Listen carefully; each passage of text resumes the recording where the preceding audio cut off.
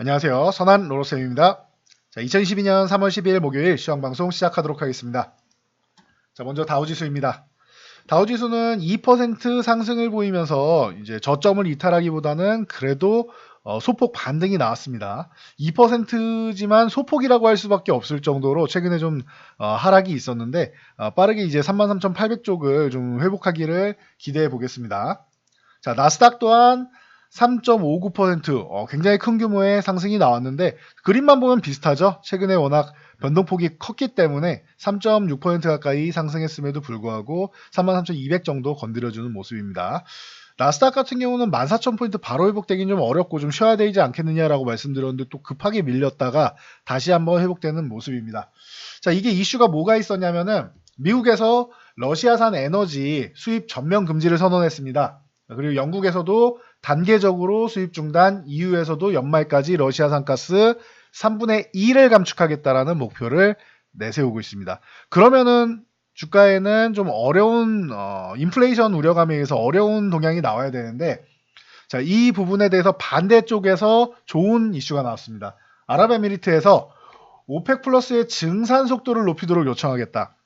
자, 산유국들이 더 많은 석유를 원유를 생산해주면은 러시아를 대체할 수가 있겠죠. 그러면 이 에너지 인플레이션은 일부는 좀 충당이 될 수 있다라는 논리입니다. 그리고 이라크를 비롯해 몇몇 국가들은 결정되면 우리 바로 증산 가능하다, 증산하겠다라고 얘기를 하고 있습니다. 증산이야 뭐 사우디부터 시작해서 다 가능하죠. 그래서 결정만 남은 상황이 아닌가 싶습니다. 오펙 회의를 좀 주시해야 될 것 같습니다. 그래서 유가가 130달러도 위협하더니 바로 뭐 110달러 아래로 내려왔다가 지금 110달러 위쪽에 왔다 갔다 하고 있습니다. 다시 한번 일부 반등은 나왔는데 109달러까지 장중에는 내려와 있었죠.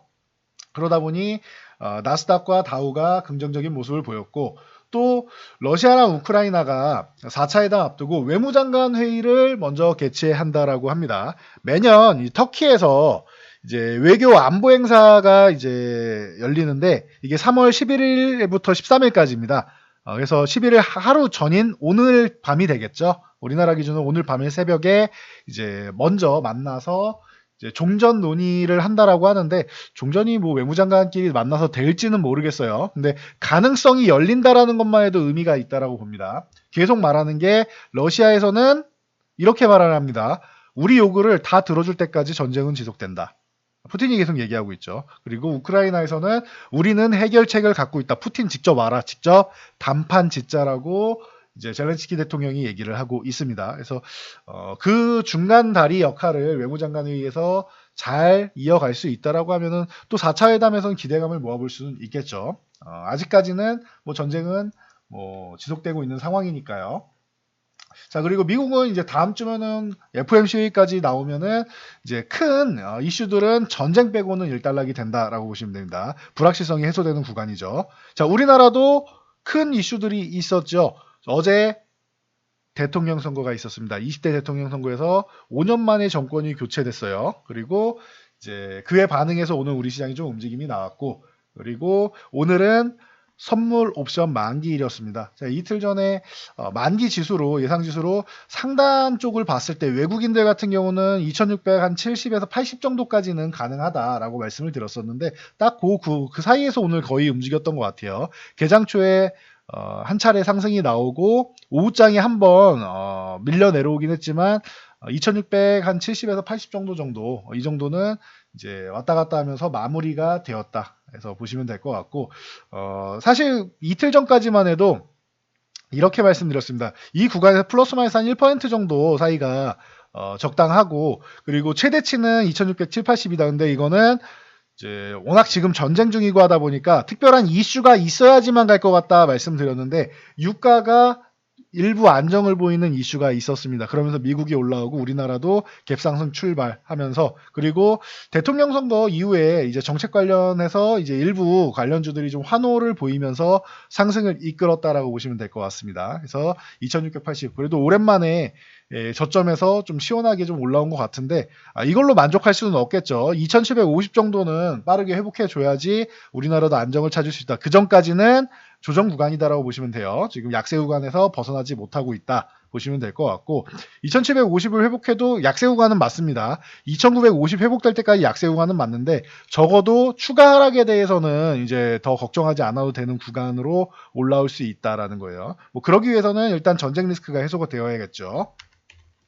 코스닥 같은 경우는 900포인트 이 회복될 때까지는 안심할 수 없다. 1750포인트의 코스닥과 비슷한 느낌이라고 생각하시면 됩니다. 900포인트 회복 시도에도 안착이 안 되면은 의미가 없어요. 안착이 돼야 됩니다. 여기서 버텨주고 900포인트 흔들기는 나와도 빠르게 회복하면서 900포인트 위쪽에서 유지를 해줘야 된다.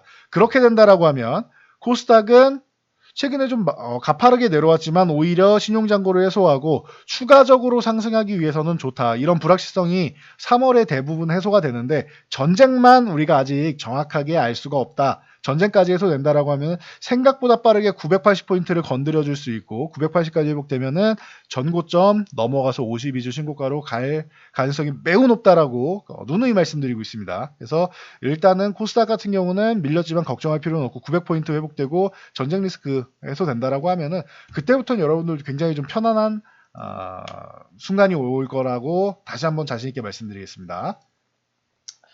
자, 이 정도 보시면 되고 뭐 반도체 관련주들 같은 경우는 이제 조 바이든 대통령이 반도체를 다시 한번 열었습니다. 이게 이번에는 중국을 좀 견제하느냐고 다시 한번 열린 것인데 러시아랑 이제 뭐 우크라이나랑 전쟁, 정확하게 러시아의 침공이죠. 이로 인해서 이제 우리나라도 러시아의 수출 제재를 걸고 있는데 그러다 보니 반도체 부분, 가장 중요한 반도체 부분을 이제 중국에서 수출할 경우에 미국에서 가만두지 않겠다라고 하고 있습니다. 그러면서 뭐 해외 외국 기업으로는 삼성전자를 뭐 유일하게 화상회의로 초청을 해서 회의를 열었습니다. 그래서 삼성전자랑 뭐 SK하이닉스, 뭐 DB하이텍 이런 종목들 전체적으로 IT 반도체 종목들이 오랜만에 또 좋은 모습을 보였고요.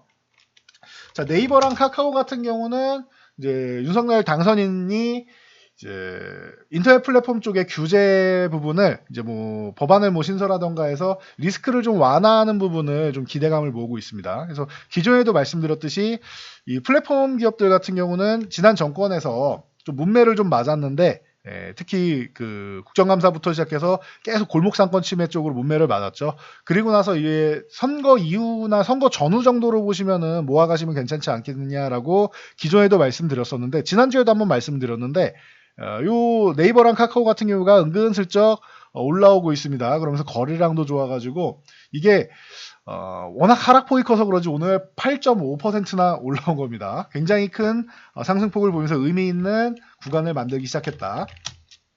카카오도 마찬가지입니다. 오늘 카카오도 8.5% 거의 비슷하게 상승하면서 이제 바닥에서 강하게 수급을 한번 붙여주는 모습입니다.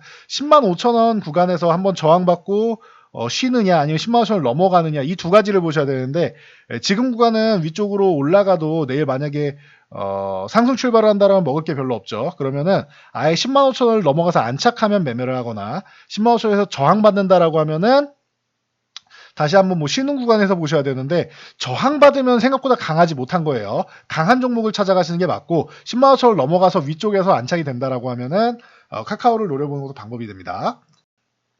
자, 정책적으로 계속 말씀을 드렸는데 뭐 네이버 카카오도 있지만 원전 관련주 같은 경우는 지난 정권에서 그러니까 현 정권이죠. 현 정권에서 탈원전을 강하게 드라이브를 걸었기 때문에 원전의 복귀, 탈원전을 철회하는 정책을 강하게 내비쳤다. 그래서 원전 관련주는 이제 꾸준히 보실 만하다라고 말씀을 드렸죠. 이 바닥권에서 계속 말씀을 드렸었는데 15,000원 요 구간, 이 터치하는 구간에서는 굉장히 기회가 될 수 있다 했는데 여러분들 잘 체크하셨을 거라 봅니다. 지금은 두산중공업 이제 22,000원 구간에서 계속 저항을 받고 있는데 이러면은 살짝 쉬어서 뭐 2만원 뭐 전후되는 구간이거나 하면은 그때 다시 보는 것도 방법이 될 수 있고 22,000원 아예 회복한 다음에 들어가는 게 낫습니다.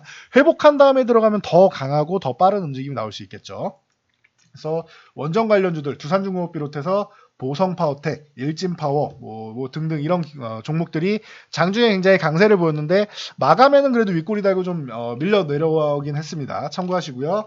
건설 관련주들 GS건설이 가장 강력한 모습을 보이면서 46,000원도 이제 넘어가는 모습입니다. 이 구간 안착해준다라고 하면 한 차례는 더 올라갈 수 있는데 지금은 이제 최근에 단기적으로 상승한 부분이 있기 때문에 보유자의 영역입니다. 내일 상승해서 출발한다라고 하면 따라잡기보다는 이제 46,000원 부근 쪽에서 쉬는 구간 노려가지고 이격 살짝 좁힌 다음에 재차 매매하는 것도 방법이 될 수 있다라는 거. 강한 종목에 올라타는 게 지금은 더 좋아요. 오히려 저항 돌파 못한 종목보다는 저항을 넘어가는 종목이 더 좋습니다. 그래서 내일 만약에 46,000원 이탈해서 밀린다 그러면 조금 아쉬운. 그래도 최근에 상승분 생각하면 43,000원까지 조정을 받는다 해도 강한 거고 44,500원 구간에서 지지받고 올라간다라고 하면 GS건설은 여전히 강한 겁니다. 그래서 건설주들 오늘은 현대건설도 강했고 DLENC HDC 현대산업개발 그리고 우리가 계속 논란이 있었던 삼부토건 같은 경우도 이제 거의 상한가에 들어가면서 이제 가장 좋은 모습을 보였는데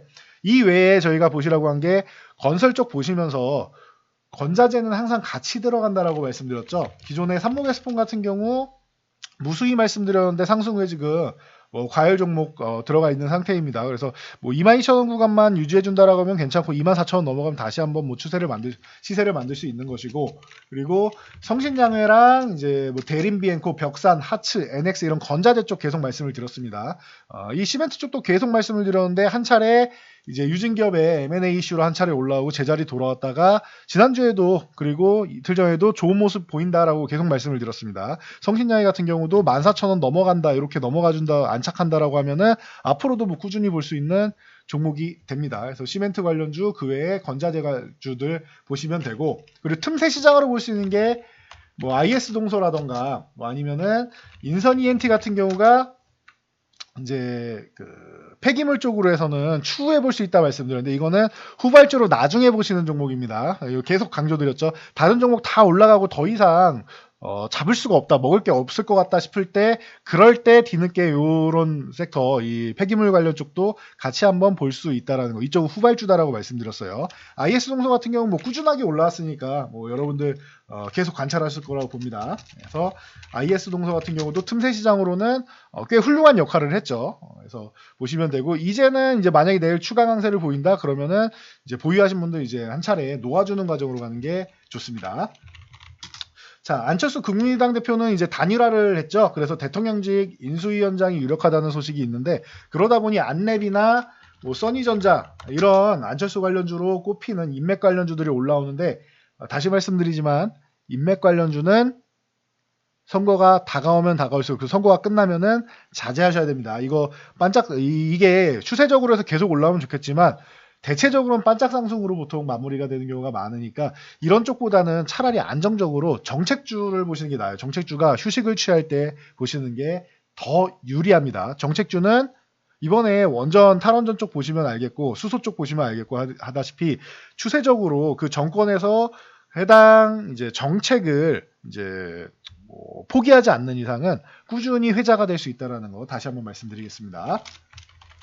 자, 우크라이나에서 지금 전쟁 때문에 곡물 수출을 일부 제한한다라고 조치를 취했습니다. 그래서 미래생명자원을 비롯해서 일부 종목들이 살포시 올라왔습니다. 대장은 미래생명자원이라고 꾸준히 말씀을 드렸습니다.